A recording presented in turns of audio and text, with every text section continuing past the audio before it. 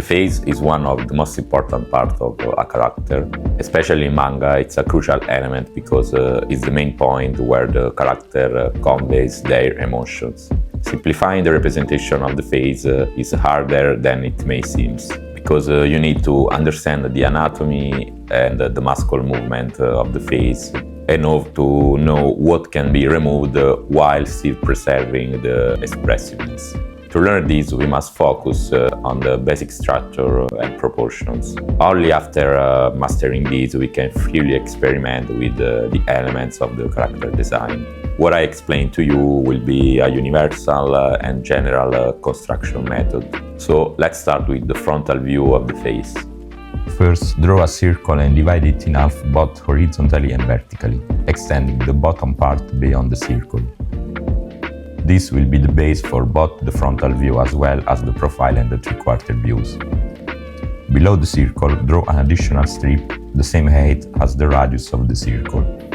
This will give you 3 horizontal strips of equal height. Draw the jaw starting from the widest part of the circle.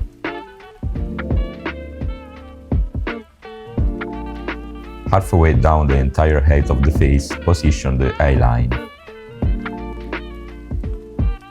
The eyes are placed at the midpoint of the entire face, and the distance between them is the width of one eye.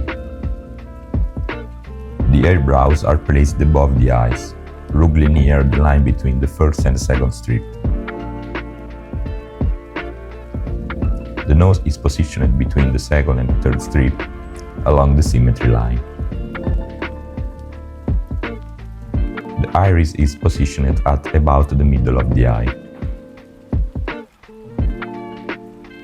The mouth is positioned halfway between the nose and the chin, and its width aligns with the pupils of the 2 eyes. The ears are placed just above the eye line and extend down to the nose. The width of the neck can vary depending on the character, but especially in manga style, its width generally follows the lines of the pupils. Don't forget to imagine the neck as a cylinder.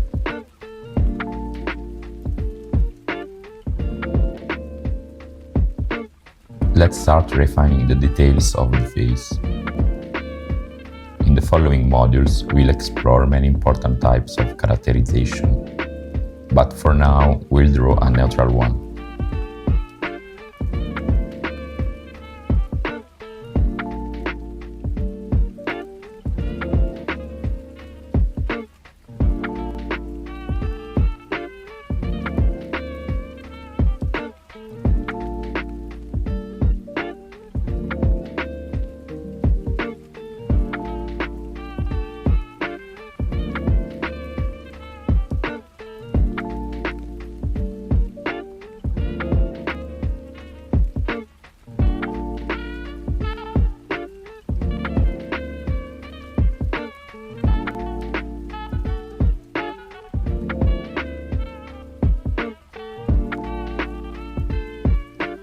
Finally, add the hairline.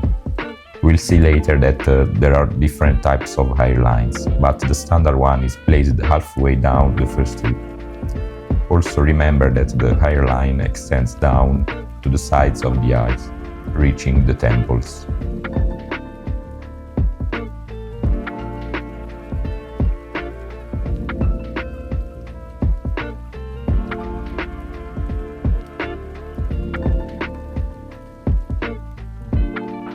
Now let's look at the profile view of the face. Unlike the front view, the profile is less expressive. This is why in illustrations of characters, they are often drawn from the front, except in specific cases. The construction is the same as for the front view. What changes are the positions and the distances along the horizontal guidelines. In this case, the central line will no longer be considered the axis of symmetry for the face, but can be imagined as the axis of rotation for the head.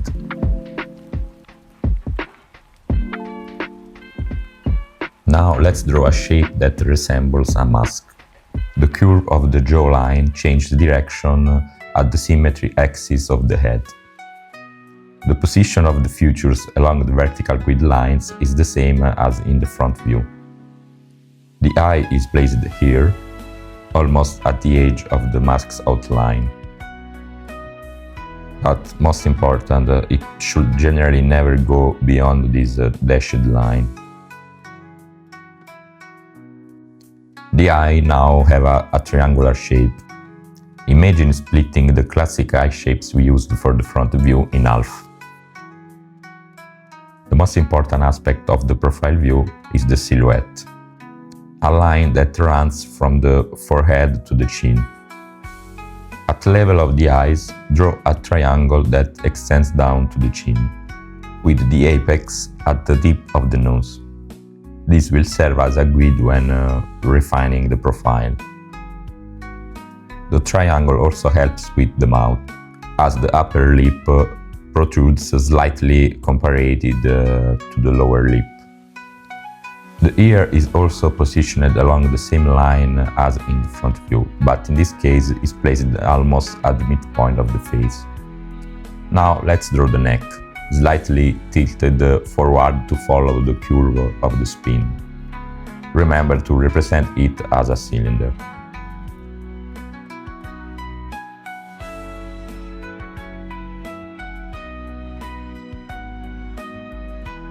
Following the edge of the circle, draw a crescent shape to extend the volume of the skull, as it doesn't have a perfectly circular form. Finally, add the hairline. In this case, we can also see it at the nape of the neck. A small note on the jaw. It is the only movable bone in the face. Imagine there is a pivot point beneath the ear that allows it to move. In fact, a common mistake is to draw the jaw as if it were detached from the skull. When drawn correctly, you can see that the angle of the profile changes. Finally, a brief overview of head movement in profile. Imagine the point just below the ear as a pivot that allows the head to move forward and backward in this way.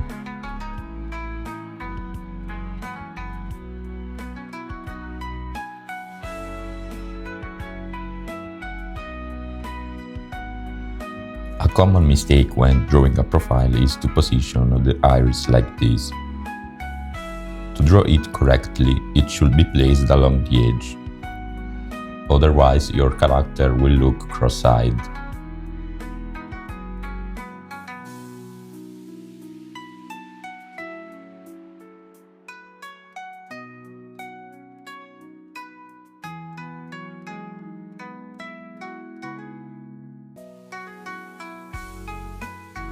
Alright, we've covered the front and the profile view of the face. We'll dive deeper into many other aspects later, so stay tuned and see you in the next lesson.